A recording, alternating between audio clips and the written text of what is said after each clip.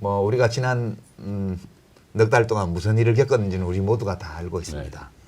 소회가 어떠신지 먼저 도올 선생님. 요번 이 사건은 아주 우리 역사의 저 그 깊은 구석의 이 문제들이 그냥 이렇게 노출돼서 이제 앞으로 우리가 좀 잘하면은 깨끗하게 우리 역사가 그 세탁된다 그럴까 그 완전 뒤바뀌는 진정한 어떤 의미에서 그 동학임 얘기하는 개벽의 시작이다 이렇게 개벽. 느껴져요. 개벽의 시작이다. 예. 사람의 이제 생각도 바뀌고 가치관도 바뀌고 그렇게 되면 정말 우리나라가 자격 있는 1등 국가가 되지 않을까 저는 그런 기대에 사로잡혀 있습니다. 조금 많이 다르시네요. 저는 지금 막 가까웠는데 이재명 의원께서는 어떠신가요? 뭐 저도 사실은 매우 책임 있는 자리에서 이번 군사 쿠데타 내란 상황을 맞았고요. 이제는 일단은 이제 윤석열에 대한 파면 결정난 상태에서 이제 대선이 치러지는데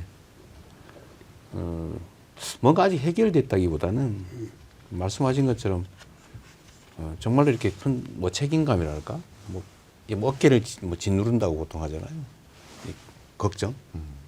사실 그런 게 많죠. 또 개인적으로 보면 아직 그 뭐라 그럴까요? 뭐 꿈속 같지는 않고 뭔가 만화 속 같은 느낌? 너무 황당무계하고요. 약간 비현실적으로 약간 느껴지는. 비현실적인 그런 느낌이 꽤 들기도 합니다. 도올 선생님이 굉장히 기대를 안고 지금 상황을 보고 계시다고 그래서 제가 여쭤봐야 될 것 같은데 저는 사실 약간 암담했거든요.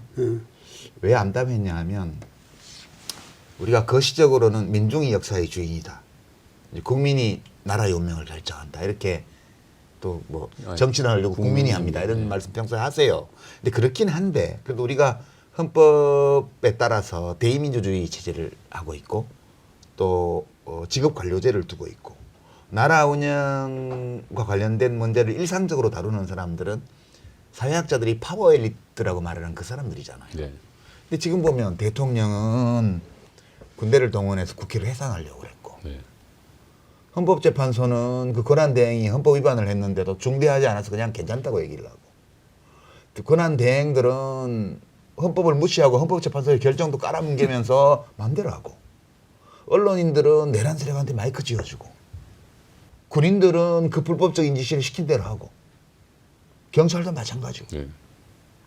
나라의 중요한 중대사를 결정하는 일을 해온 정치, 경제, 군사 분야의 그 소위 말하는 파워 엘리트, 권력 엘리트들이 이렇게까지 헌법에 무지하고 헌법을 무시하고 오로지 자기 이익만 챙기고 이런 모습을 본 것 같아서 저만 그런 게 아니고 정말 무슨 희망이 있냐 이 나라에 라고 말하는 분들도 계시거든요. 근데 저는 그것 때문에 좀 암담한데 선생님은 희망적으로 말씀하셔서 우리나라에 지금 파워 엘리트라는 말을 쓰셨는데 그 엘리트가 아니죠. 그 사람들이. 엘리트답지 못한 거죠. 그거는 엘리트가 아니고 옛날에 엘리트라고 하는 거는 예를 들면 안동 지역의 퇴계라든가 그 지방 사람들의 모든 가치관을 관리하면서 그 문화를 이끌고 가는 어떤 그